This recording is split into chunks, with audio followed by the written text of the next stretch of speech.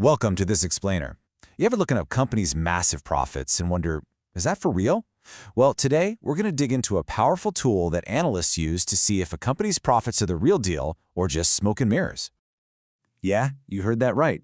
That's literally what the pros, the forensic accountants, call the ratio we're exploring today.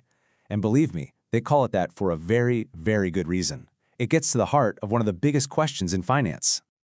And this is the big question, isn't it? We all see that flashy net income number. It's the one that makes headlines, the one everyone gets excited about. But here's the secret. Sometimes that one number can be hiding what's really happening inside a business. So to really get why this happens, you got to understand that there are basically two different universes when it comes to accounting: the world of accrual and the world of cash. And right here, this is where that gap between what looks good on paper and what's actually real starts to open up. All right, so first up is accrual accounting. This is what gives us that famous net income number. The best way to think about it is like counting your chickens before they hatch. It's great for showing performance, but it includes all sorts of estimates and things that aren't actually cash, like sales made on credit. And that's the tricky part, right? It's open to interpretation and, well, some creative choices by management. Then you've got the other world, cash accounting. This is where we get our operating cash flow, or OCF. This is way simpler. It's like only counting the actual eggs that are sitting in your basket.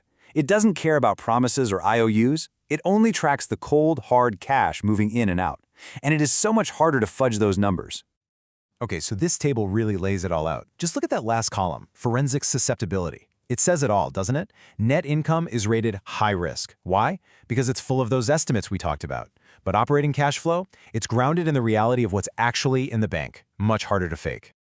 So here's where the magic really happens. We take these two completely different views of a company and we smash them together. We create a simple ratio. Operating cash flow divided by net income. Simple, right? But what it tells us, oh, it's incredibly powerful.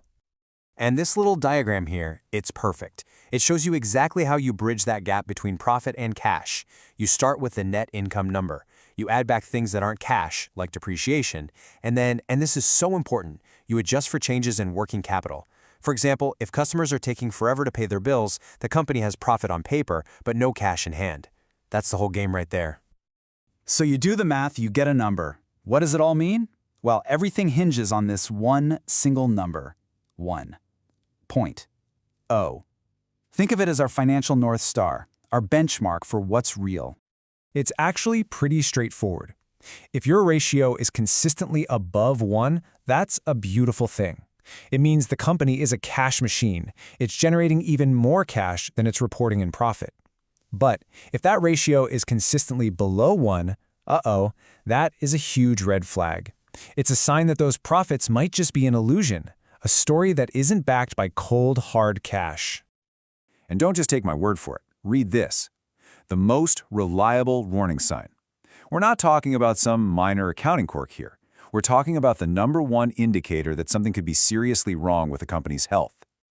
Now, one bad quarter can happen to anyone, right? So a single number isn't the whole story. The real giveaway is the trend over time. What you're hunting for is this growing divide.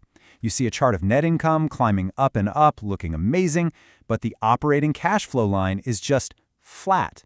Or worse, it's heading down. That's the classic sign of trouble. You know, when companies ignore this, the results can be absolutely catastrophic. We're talking about some of the biggest corporate scandals you've ever heard of. Let's dive into a couple of cautionary tales.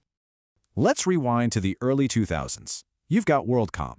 On paper, these guys were crushing it. They reported over $1 billion in profit. The stock was flying high. Wall Street loved them. But if you just ask this one simple question, where's the cash? The whole story fell apart. You look at their cash flow statement and it was a horror show. That gap we've been talking about, it wasn't just a gap, it was a chasm. So what were they doing? It was a classic accounting fraud. They were taking their normal day-to-day expenses, the cost of just keeping the lights on, and they were pretending these were long-term investments. That made their net income look fantastic. But it didn't change reality. The cash was still pouring out the door, absolutely crushing their operating cash flow. And the size of this deception? Almost $4 billion. Just a staggering amount. And the craziest part? The clues were right there, in plain sight, for anyone who bothered to compare their profit to their cash. And it wasn't just WorldCom. Remember Enron?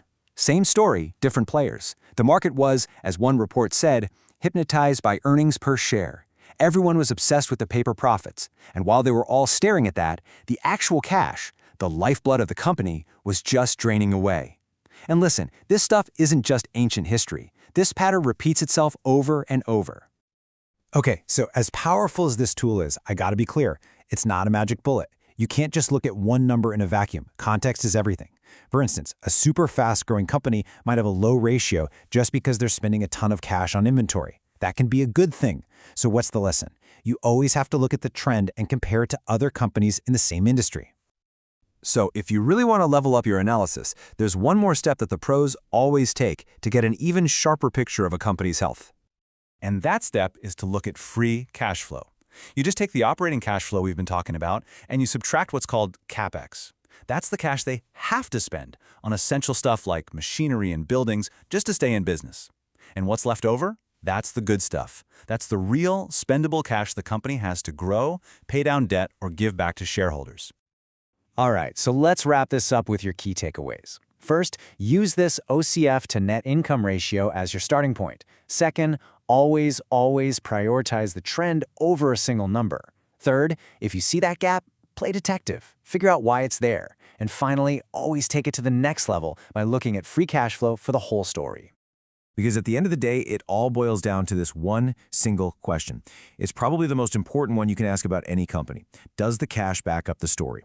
If you can answer that, you'll be able to see right through the financial mirage and understand what's really going on.